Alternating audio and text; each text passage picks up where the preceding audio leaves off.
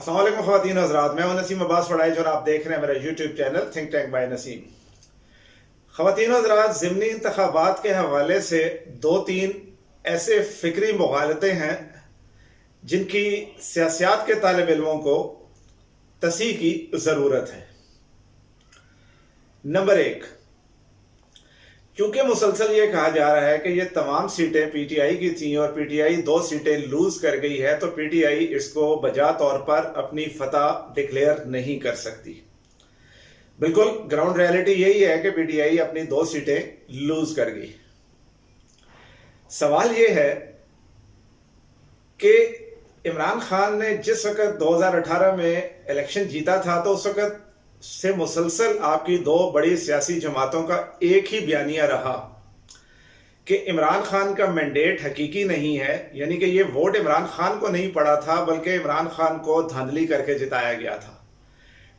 यानी कि ये चीज अगर आप जहन में रखें कि जब पीपल्स पार्टी और नून लीग और फजल रहमान और बाकी ये पार्टियां जिनका बयानिया ही ये था कि इमरान खान का वोट बैंक हकीकी नहीं है, यानी कि उसकी नफी करते थे कि जो इमरान खान को वोट पड़ा है वो सही है, वो जाली वोट था, वो जाली मैंडेट था।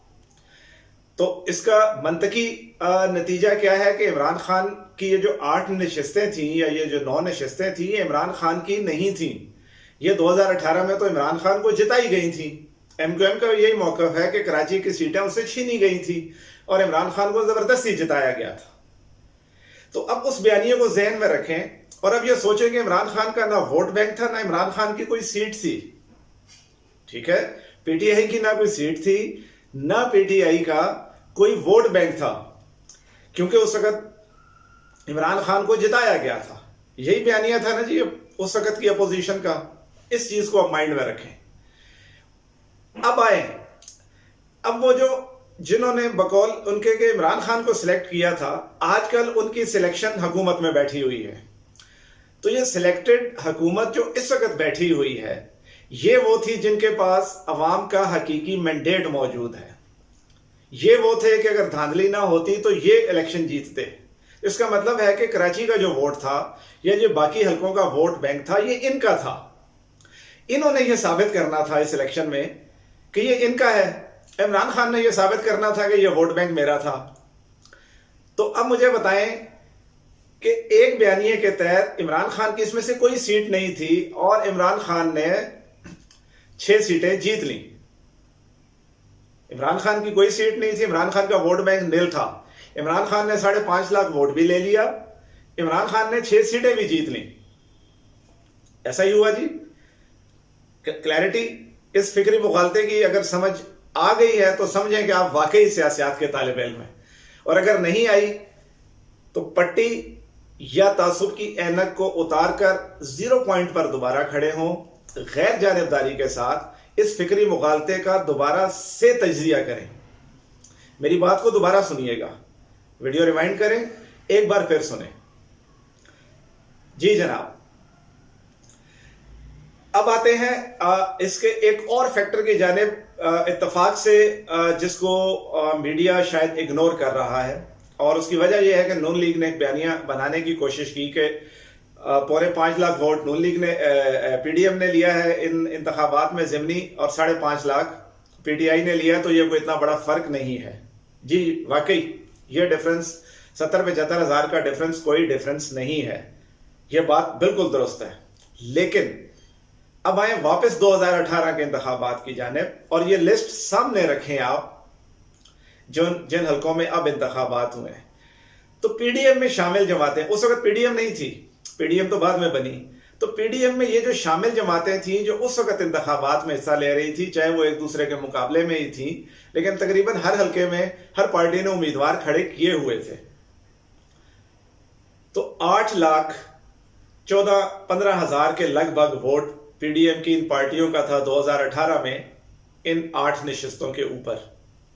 फिर दोहरा रहा हूं, 8,15,000 अप्रोक्सीमेट, यानी कि 8,15,000 के लगभग। अब पीडीएम ने इकट्ठे होके उन्हीं सीटों के ऊपर एक एक उम्मीदवार खड़ा किया है, तो इनको वोट मिले हैं 56,000 के करीब, 4,75,000 नहीं है, मेरा कैलकुलेशन तकरीबन 4,56,000 है, लेकिन चले हम 4,75,000 का फिगर ले लेते हैं। तो 8,15,000 से 4,75,000 तक तकरीबन 3.5 लाख वोटों का खसारा पीडीएम को हुआ है 2018 के इलेक्शन और इन ज़िमनी इंतखाबात में। पीडीएम का नाम इसलिए ले रहा हूं कि पीडीएम इस वक्त एक वैदत के तौर पर मौजूद है। उस वक्त पीडीएम नून league, peoples party, Jamaat Islami, MQM में ही तकसीम थी। जमात इस्लामी पीडीएम का ऐसा नहीं है, इसलिए उसके वोट इसमें शामिल नहीं है। तो 3.5 लाख वोट लूज किया है इन्होंने, जबकि इमरान खान का वोट बैंक इंक्रीज हुआ है।